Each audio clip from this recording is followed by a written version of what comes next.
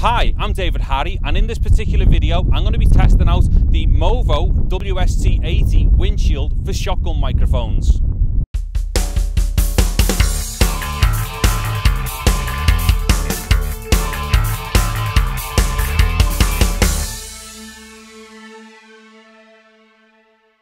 Okay, so the point of this test is to see how well the WST80 handles this type of wind. Now I've got to be dead honest, I would not normally come out in a wind like this without, like, say, a blimp and a dead cat and stuff. So this may be asking a little too much of this one little tiny thing, but let's just see, we'll test it and see what it does. So as I'm talking now, we should be hearing some kind of distortion or wind interference on the capsule of the microphone. And the NT5, although it's not normally used as, like, you know, a video dialogue microphone, it's a very sensitive microphone. I love it, it's amazing. So what I'm going to do, I'm just going to put the MOVO on and let's see what the difference is like.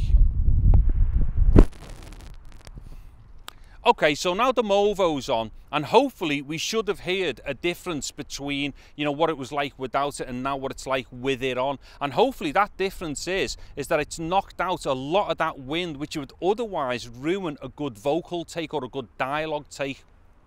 Like I say, I don't expect it to respond the way, say, a big blimp system with a dead cat on would respond, but hopefully it gives us something useful. And the other thing as well, you know, I wouldn't necessarily come out with a wind like this without a big blimp system anyway. So like I said earlier, we may be asking a bit too much of this particular windshield, but I'm here, so let's try it. Okay, so now what I'm going to do, I'm going to take the windshield back off again, and then I'll just point the mic around in the wind with and without the windshield so we can get a gauge of what that sounds like.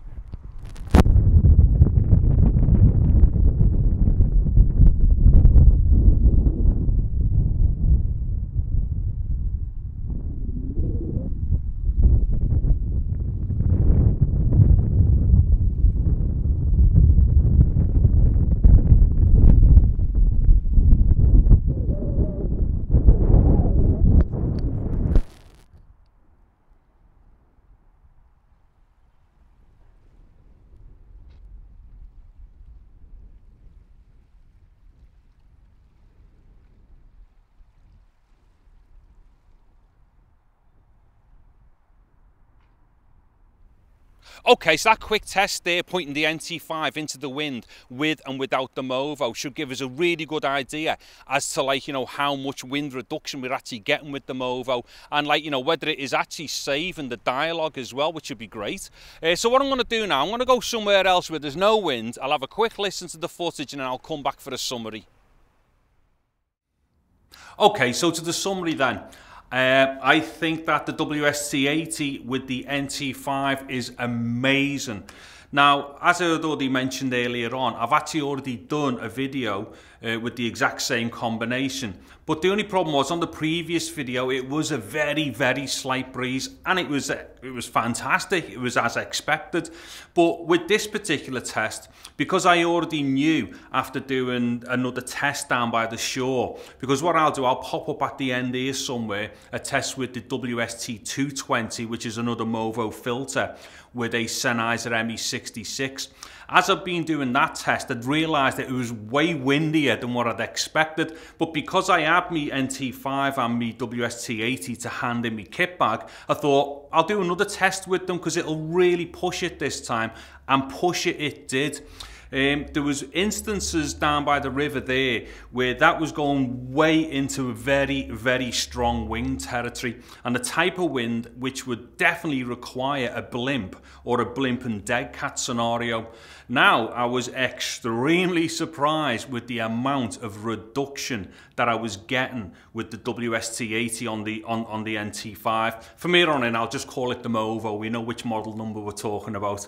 Yes, so anyway, I think what it is, because the NT5, its capsule sits right at the end of its tube, and it doesn't have like a proper, like, kind of like rejection chamber or tube system or anything like that, which, say, a traditional shotgun would have.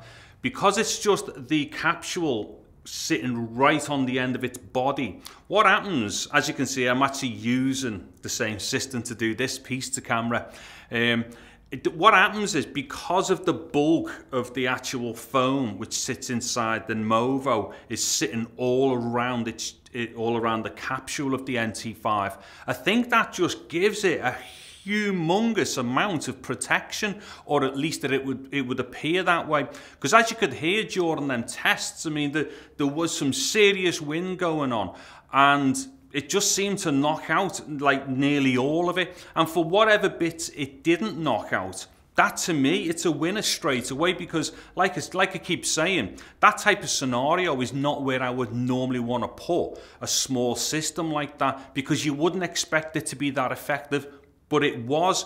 And the other thing for me personally as well with all this testing, for some time now, I've been trying to get me perfect small kind of like, you know, condenser like system together where I can get in and out of things dead quick, and something that's really small and portable. And this now, beyond all questions, this has now taught me that I have now found a brilliant system, and that is the NT5 with the WST80 and also with the Saramonic SmartRig. Them three things have now given me a massive boost to like being able to get like great dialogue or great recordings with a very small system that can fit in my small backpack system. The only thing that it needs adding to it is a handle, but then, you know, there's variations on that you can always use, different types of suspension cradles or pistol grips and what have you. Yeah, but bottom line, I think it was amazing. I mean, you can make up your own mind and your own decisions over this, but for me personally, it was awesome. Now, towards the end of this video, there'll also be a pop-up where I'll probably point to the previous version with the same equipment, and also the WST220 as well, because that's also got very interesting results. So anyway, yeah, as far as this one's concerned, a little bit of technical detail about it. The diameter of the hole is 19mm to 23mm, and its depth is indicated by its name. The 80 in the WST80 means 80 millimeters or 8 centimeters. So as long as you've got a microphone that doesn't require more than 8 centimeters worth of protection once it's inserted, you can use it with this. And as long as its diameter falls between 19 and 23 mil. I mean, you might be able to fudge something a couple of mil like either side of that. I'm not too sure. I've not tried it, but I'd imagine it would. But yeah, you know, it costs like, I think, 11 or 12 pounds as well. So it's, for me personally, it's a dead easy, like, no-brainer. It's like, get one of these, you know, just shove it in your kit bag and leave it there, because you never know when it's going to come in handy. Anyway, so you can make up your own mind and your own decisions and all the rest of it. And if you're interested in finding anything else about it, price-wise and whatnot, check the descriptions below. I'll have some links to that and some of the other stuff that I've been using. But anyway, thanks very much for watching another one of my videos. Take care and goodbye now.